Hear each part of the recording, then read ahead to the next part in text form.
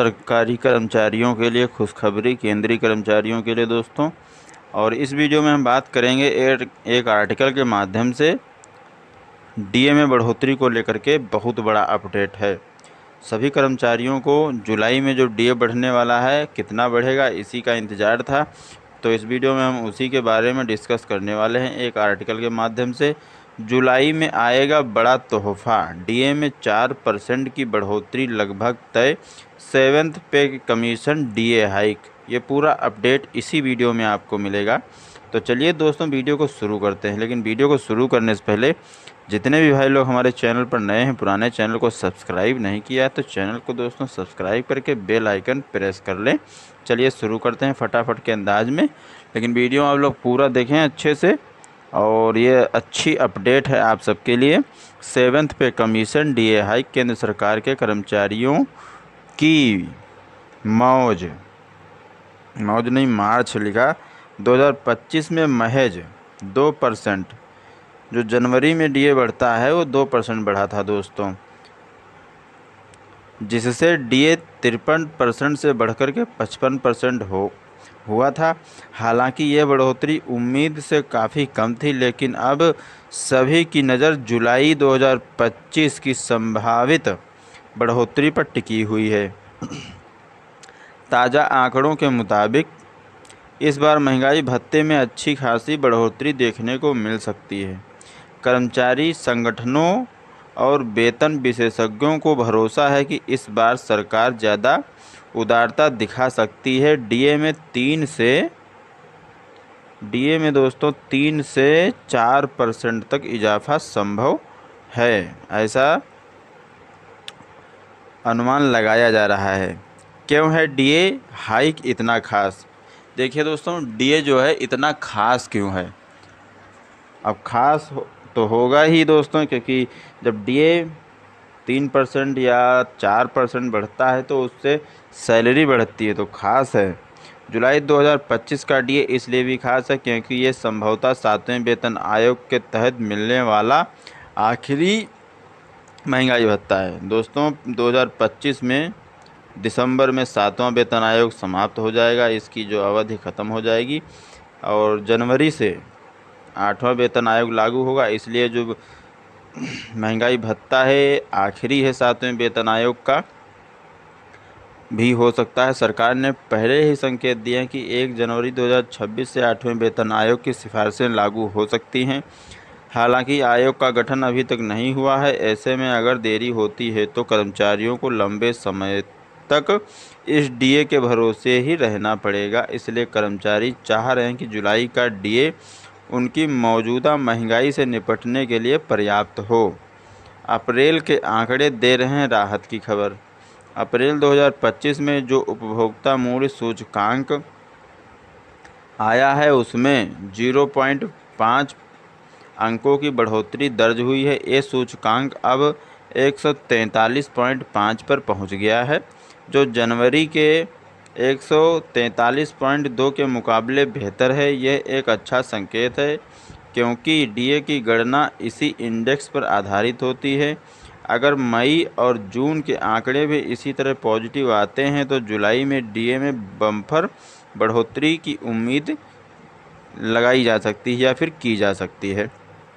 देखिए दोस्तों, जो जनवरी में सूचकांक का आंकड़ा जो आया था वो था 143.2, और अप्रैल में जो आया है दोस्तों, जो अप्रैल का हुआ है ये 143.5, तो इसमें बढ़ोतरी देखने को मिली है, मतलब महंगाई बढ़ी है। क्या मई जून में भी जारी रहेगा यह ट्रेंड? अभी मई और जून 2025 के आंकड़े आना बाकी है, लेकिन शुरुआती संकेत बता रहे हैं कि इनमें भी सूचकांक ऊपर जा सकता है। अगर ऐसा होता है तो डीए में 3 से 4% तक की बढ़ोतरी काफ़ी हद तक तय मानी जा रही है। मार्च में सिर्फ 2% की बढ़ोतरी से जो निराशा फैली थी उसे यह नई वृद्धि काफ़ी हद तक कम कर सकती है। कर्मचारी संगठन भी इस संभावित बढ़त को लेकर उत्साहित हैं। कैसे होता है महंगाई भत्ते का गणना दोस्तों कैसे होती है, यहाँ पर होता है, इसको होती कर देंगे, ठीक है। कैसे होती है महंगाई भत्ते की गणना, इसको भी आप लोग समझें। महंगाई भत्ता तय करने की जिम्मेदारी श्रम एवं रोजगार मंत्रालय के अंतर्गत आने वाले श्रम ब्यूरो की होती है। देश भर के 317 बाज़ारों से हर महीने रिटेल प्राइस डाटा इकट्ठा किया जाता है, जो 88 औद्योगिक केंद्रों पर आधारित होता है। इस डाटा में खाने पीने की चीज़ें, कपड़े, मकान, ट्रांसपोर्ट, ईंधन और अन्य सेवाओं की कीमतें शामिल होती हैं। ये एक वैज्ञानिक प्रक्रिया होती है जिससे हर महीने का उपभोक्ता मूल्य सूचकांक तय होता है। इसी के आधार पर सैलरी में डीए की बढ़ोतरी होती है। कर्मचारियों की उम्मीदें और सरकार की चुनौतियाँ। देखिए, कर्मचारियों की उम्मीदें क्या हैं और सरकार के सामने कौन कौन सी चुनौती है।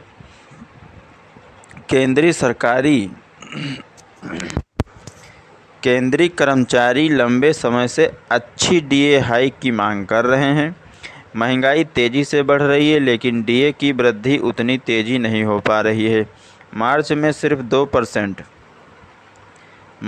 सिर्फ 2% की बढ़ोतरी के बाद से ही नाराज़गी का माहौल है। कर्मचारी संगठनों का कहना है कि डीए का असली मकसद महंगाई से राहत देना है, इसलिए इसमें इजाफा भी उसी अनुपात में होना चाहिए। हालांकि सरकार के सामने भी चुनौती है, क्योंकि हर डीए हाइक से सरकारी खजाने पर हज़ारों करोड़ का अतिरिक्त बोझ पड़ता है। देश की आर्थिक स्थिति दे रही संकेत।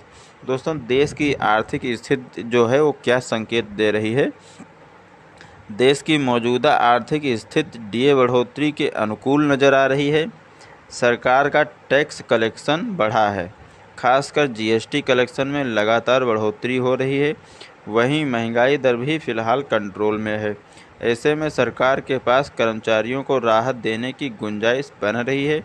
अगर इसी ट्रेंड में मई जून के आंकड़े आते हैं तो 3 से 4% की जो बढ़ोतरी हो लगभग तय मानी जा सकती है। क्या जल्द आएगी दोस्तों आधिकारिक घोषणा। जुलाई 2025 के डीए की घोषणा सरकार सितंबर या अक्टूबर के आसपास कर सकती है। आमतौर पर डीए हाइक की घोषणा 6 महीने के बाद होती है, यानी मार्च और सितंबर में। ऐसे में कर्मचारियों को थोड़ा इंतज़ार करना होगा, लेकिन जो संकेत अभी तक मिले हैं वो काफ़ी हद तक सकारात्मक हैं। जुलाई 2025 का महंगाई भत्ता केंद्रीय कर्मचारियों के लिए बेहद अहम है। न सिर्फ ये 7वें वेतन आयोग के तहत आखिरी डीए हाइक हो सकता है, बल्कि इससे कर्मचारियों की मौजूदा महंगाई से राहत मिलने की भी उम्मीद है। उपभोक्ता मूल्य सूचकांक के ताज़ा आंकड़े बता रहे हैं कि इस बार 3 से 4% की बढ़ोतरी का ऐलान हो सकता है। और ये दोस्तों जो वीडियो है सिर्फ़ और सिर्फ आपकी जानकारी के पर्पज़ से बनाया गया है, ठीक है।